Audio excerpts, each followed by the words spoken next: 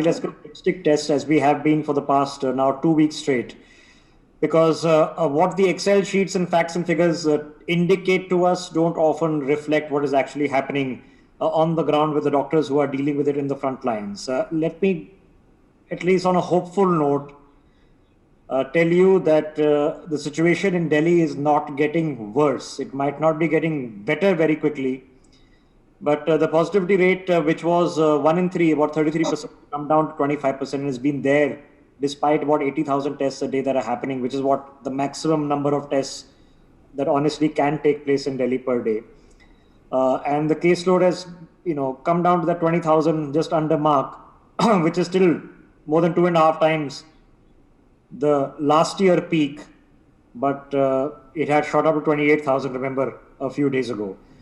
Oxygen supply has become, at least in the terms of large-scale delivery, a lot more steady. Delhi, for the past 2 days, has got its 700 metric tons, which again is not enough, but it is almost 70-80% more than what we were getting.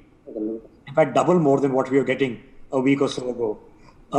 Some of these oxygen plants have actually become operational. They're no longer theoretical. They're actually running in at least 5 hospitals. We managed to count them out. So those are things in the right direction. But is there actually changing things on the ground? Let me quickly open up this conversation. Dr. Mohsin Wali joining us on the broadcast. Dr. MC Mishra is with us as well. Dr. T.S. Clare joining us in just a bit. And let me get Dr. Narendra Saini, Chairman of the Indian Scientific Committee from the Indian Medical Council, joining us in just a bit as well. Dr. Mishra, are the phones still ringing off the hook? In terms of getting placements, when you're calling doctors, what is the feedback that you're getting? Are things slightly better, much the same? No, they're looking a little better. And one very crude way of knowing it, one of my friends from Delhi University is a professor of mathematics. And he gathered some data from crematorium grounds. And what he sent me a message yesterday that if that is some indication, the number of bodies being brought to cremation ground have reduced. So that is something to tell. Of course, it can't be everything. And in last 24 hours, for bed availability, I have not got anybody approaching me. Rather, that lady I mentioned the other day was accommodated. I think Vineet was there when I mentioned that she was in Fortis Vasant Kunj for 10 days.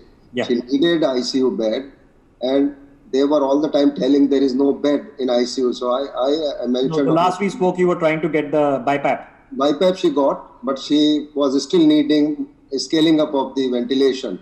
And finally, they accommodated her in the ICU, although she is not doing well, and her score was 23 out of 25. So it is a severe pneumonia. She's a post-kidney transplant, so she may still not make it. That is possible, but Fortis was mentioning that they don't have a bed for 10 days, and she was in Fortis for 10 days. So that was unbelievable that no bed fell vacant in Fortis in 10 days. That I can't believe that.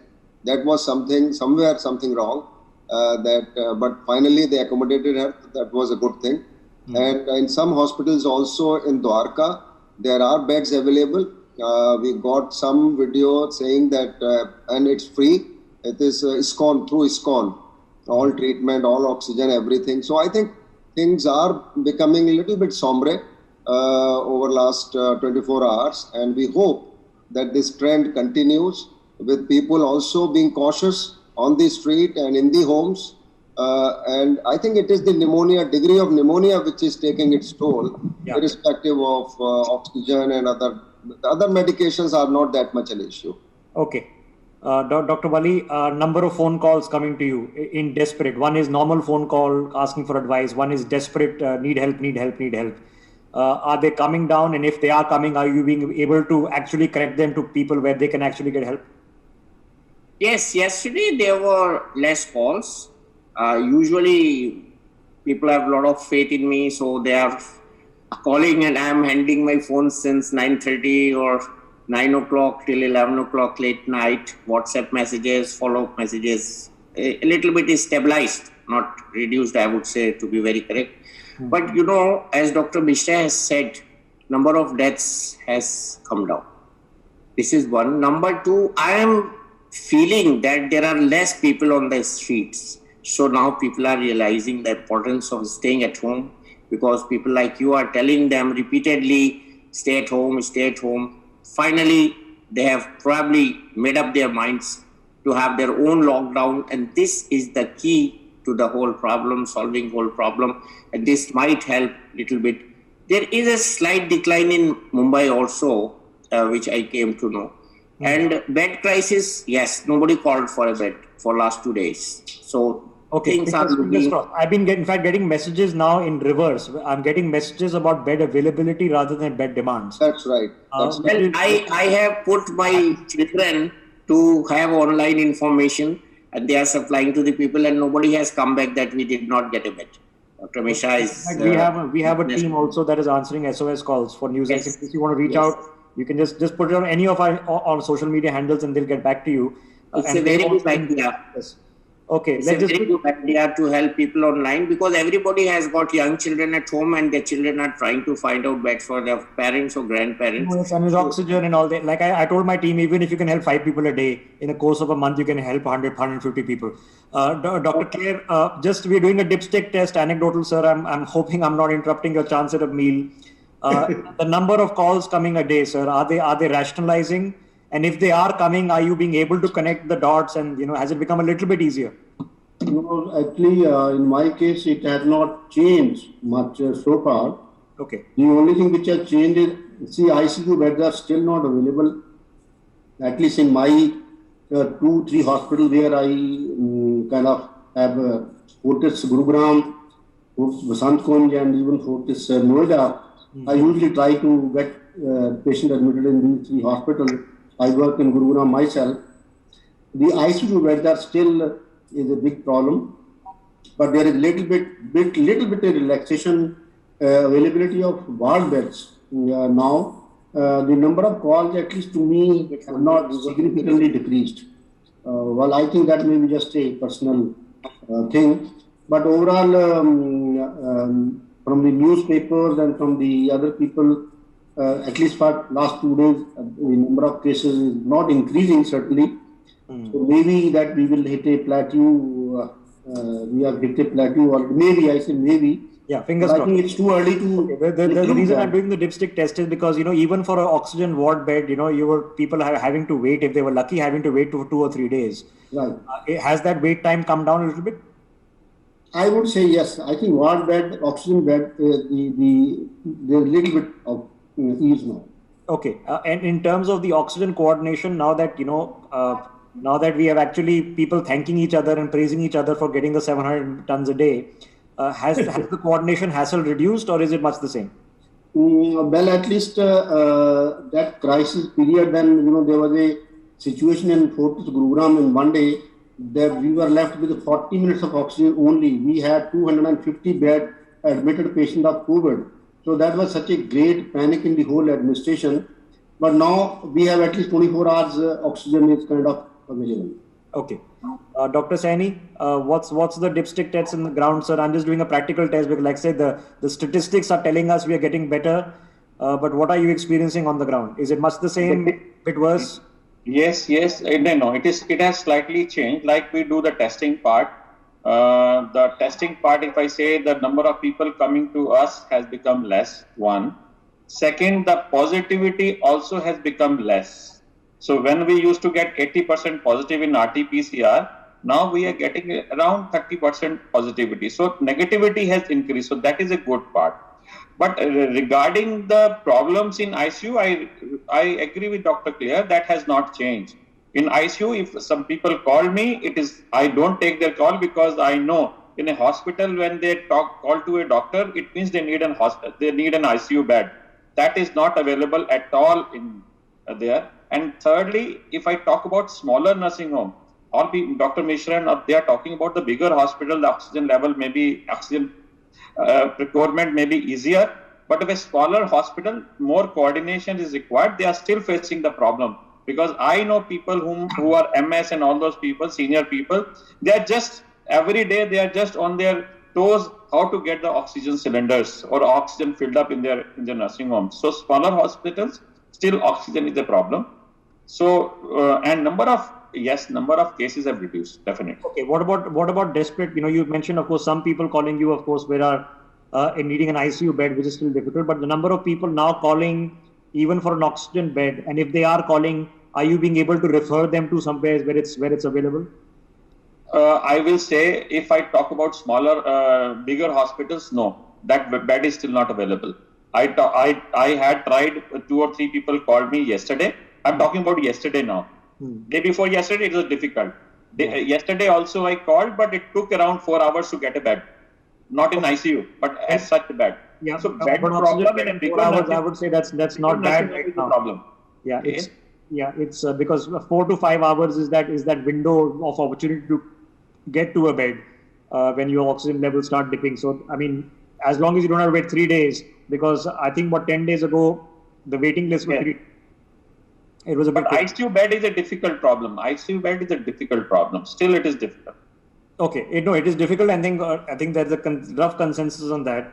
That is still difficult, and of course the length of ICU stay has been long, 10 days plus for a lot of people, which has been difficult. Dr. Wali, now, yes, on the judgment call of the lessons we have just learned from Delhi, which are now hopefully being replicated in other places. You mentioned before we began the telecast that the capacity that we now build, now hopefully within 2-3 weeks, maybe a month, we will have overcapacity once again, and then we'll be tempted once again to think, why do we maintain this overcapacity? How do we maintain this over? When that position happens, if it were to happen in 2-3 weeks, what do we do with this overcapacity? You may recall a couple of days back, I said oxygen was never less in India, and I referred to the chairman of SAIL. Even yesterday, you were not anchoring, I mentioned this point. So we are never short of oxygen, nor we are in the excess of oxygen. It is the capacity to store and capacity to extend this storage, which is an ongoing process. I gave the example of Akshay Tritiya, 23,000 wedding, and after 9 months, 23,000 children born. So same way we have to extend the facilities as we are increasing our population. And this is not my quote, this is quote of a very wise person called late President R. Venkataraman, that whatever developments we achieve, they get diluted by the explosion of population. And in every place we have to see this, in the schools, in hospitals, in wards, everything, markets. So what I am trying to make the point is that, yes, if you get an oxygen quantity X and Y oxygen is consumed, so the difference between X and Y will be storage. And if that storage is building up, you may have to one day say, aaj nahi chahiye, hamare paas hai. So that will not mean that tomorrow bhi nahi chahiye. So we regularly audit it, and it should be a centralized supply, so that whenever more need is there, supplied more. Whenever less need is there. Set up this task force. I want to react on this. Yeah, Dr. Saini, just one second. Just for information to our viewers. Let me complete, sir. The smaller hospitals and nursing homes have cylinders. They have no plants. So some plants which have come as a donation or DRDO will not fix them in a smaller nursing home. They should be provided for extra storage. So since it is stored in big plants as a liquid form, we will not have a problem, but it should be regular, recurring thing. I also gave the example. Thing, and obviously expansion of capacity has to happen everywhere that it can happen. Yes. I was just mentioning to our viewers, the Supreme Court has now appointed a committee of doctors along with people, administrators, bureaucrats.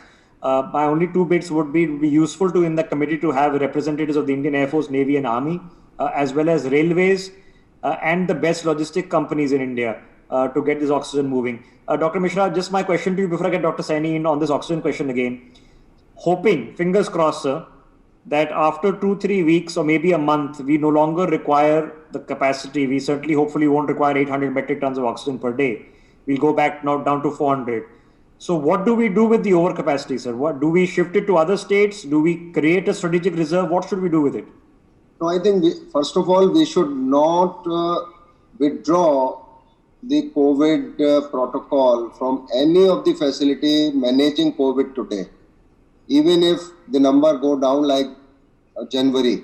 And that's the mistake we created. From 1st February, actually, all COVID hospitals which were attached to various state governments were denotified and they were released. And people became really thought that COVID is no longer there. So that must not be done. That's number one. Number two, the protocols must be in place until we see the vaccination drive is picking up and the doses, as many doses we require, are available. And that would take at least the December. We'll reach December. So I think there should not be any let up in our preparedness. What has been prepared today must continue, and government should find ways and means to support that financially as much as possible to the private setups. I think that is something which is required because a lot of other manpower and other resources would be in place. People are expanding their oxygen capacity overnight, which will also be costing quite a lot. So all these things must be there until we declare that pandemic is over. That might be 2022 end, we don't know. So we must be prepared now. There should not be any let up because this happened because on 1st of May, all the notified hospitals were denotified by all the governments, whether Rajasthan, UP, Delhi, and we were like routine, and doctors were also lax that now, no, it's gone and no precautions, nothing. So that must not be done. We may have to pay a little price for that, but that is acceptable rather than looking at this chaos, what we have observed for last 3 weeks, 4 weeks. Okay. I think at least we can avoid that. Okay. Now, Dr. Saini wanted to make an interjection on the oxygen part. Go ahead, sir. I want to be overall picture. Now, first, I think we always react to a situation. We never prepared ourselves to all these things. We have to now we know that this pandemic is going to last long. COVID is going to last long. It may be 1 year or 2 years. We do not know, but we know that is going on. We need to have planning. Everybody is talking about planning. And for that, you need oxygen, you need manpower, you need everything. So you need to have a health budget. Today we will plan because somewhere we get the money. But tomorrow there will be no money. We will not be able to spend that kind of a money. So there is a problem of a health budget. Everybody talking about, I think Dr. Mishra, just finances. So finances is a big issue in this country. We have many hospitals where no beds are there because all the finances were absorbed in the making the building, and then there is no bed, there is no infrastructure, there is no manpower in there. So we need to have in planning of a health budget, which is just 0.9%. If we want to really want to have in the pandemic situation like this, public health system has to be strong, and for that health budget has to be strong. It has to be 5 to 10%, which all the developed countries have. We don't have a budget, so how you can think of today we plan for oxygen, tomorrow it will not be there because there is no finances. There is no finances for that. Okay, I was in the afternoon in my meeting having this conversation that obviously now we need to figure out this economic stimulus again. This budget did expand health spending by a significant percentage amount, but in real value, Dr. Saini is talking perfect sense. Dr. Claire, just to pick up that question of again, fingers crossed that we are able to keep to a rough peak and trough like Mumbai has, so about 1.5 months from peak to trough. And then Delhi will once again go into overcapacity. And then, of course, you will have to face the tough question that what about other cases of other surgeries and that are lying pending.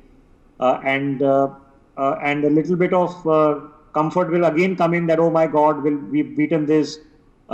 Bit of COVID fatigue will come back again after 2 crises. So now what's the lesson learned for when we reach that overcapacity once again? It's a very, very important question, Rishabh, you asked. Not only important, but it's also difficult question to answer because of uncertainties which are going to be in the future. To continue with the same preparedness, let's say we are prepared today, let's say 100%, we have surplus doctors, surplus oxygen for COVID patients.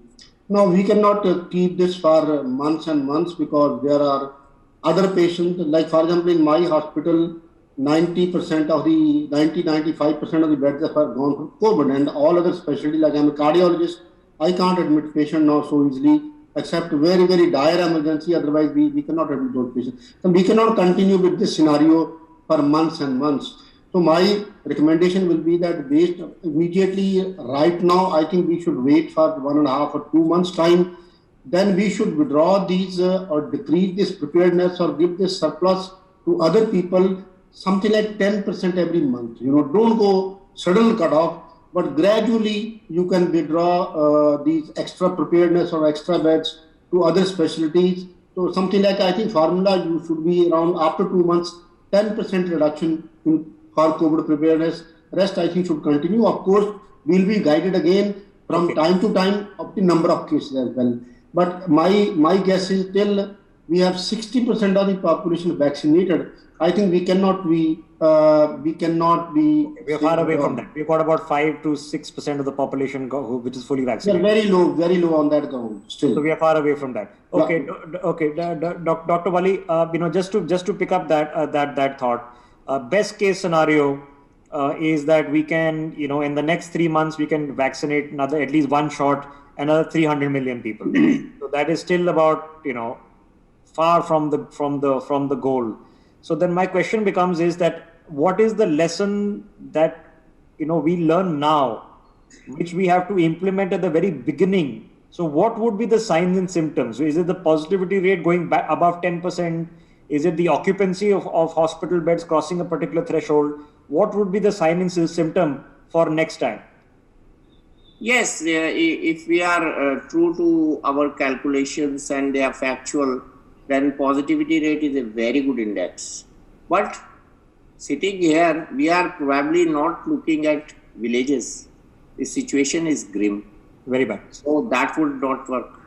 Our not value will increase. So far, we are not controlling in villages. So these are the very complex situation.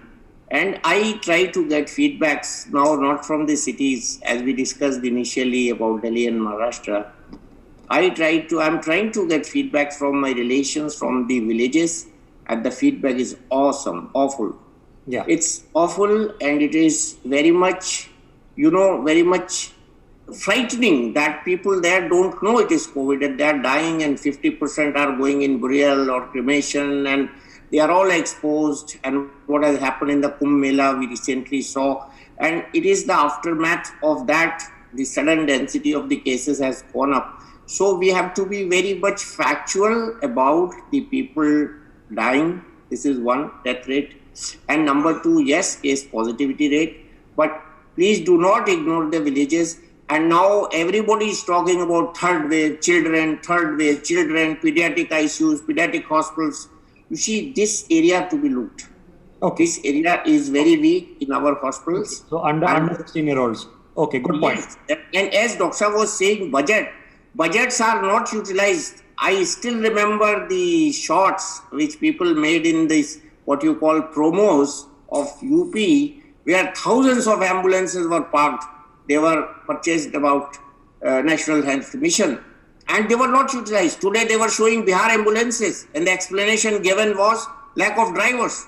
So the other politicians said, let me give you drivers, let me handle these ambulances. So this is about the budget expending ke baad bhi there is a deficiency in spending those resources and keeping them functional. Keeping everything in government functional is more important, because a machine kharab hoti hai, we just put it at the basement at the store of the hospital. We never send it for repair. So lots of you're right. Procurement is one thing, and keeping things in good repair is something completely different. See the today's example of Bihar ambulances. Yeah. So let me just. I got a few minutes left. Let me take on another difficult question, Dr. Mishra. Now, after a point, resource, whatever it is, whether money or human power, after a point, it is going to be finite. There's no infinite. So at some judgment point, we'll have to make a call that, okay, we have enough reserve in one area. The excess can now be shifted to another area of need. Right now, everybody's trying to soak in as much as they can because we don't have enough reserve. So at what point of time can we say, okay, 7 days of reserve or 40% empty beds in Delhi, and then therefore this equipment, these concentrators, etc., can be shifted to the next state which requires? Yeah, I think that has to be done in a very systematic, organized way. And some task force like the one Supreme Court has made for now oxygen in Delhi, at the national level, there has to be a task force drawn from all the states, and they should take what we have not done over last 1 year. We have not used our own data to guide us. I think that is something USA does very well. Europe also does very well. They looked at the past 3 months, past 6 months, past 1 year, what has happened. We haven't done that. That homework we have not done. And we are still not doing that. I'm sorry to say that we are still not doing, even in this spike of cases. I don't think any hospital has got in their mind, any hospital I'm talking, we are all sitting here, I know this, that how many people who got one injection of, one dose of vaccine got this infection, how many who received 2 doses, how many were having previously the COVID and they got infected, how many came first time. So we will not have that data very quickly. So I think all this has to be done.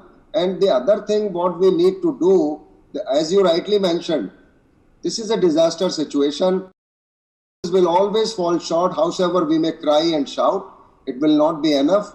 Our population is very large. What Dr. Wali was saying, what Venkatraman all the time mentioned, we all know that. Any resource you create, it falls short because we are getting the dilution of the resources.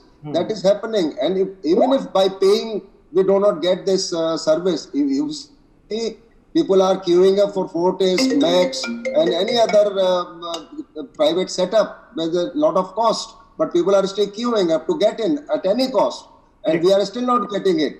So those kind of things we have to be very well organized and make rigid criteria, which should not be then violated. If some minister doesn't get the bed, then he should not get the bed. If I don't get the bed, I don't get the bed.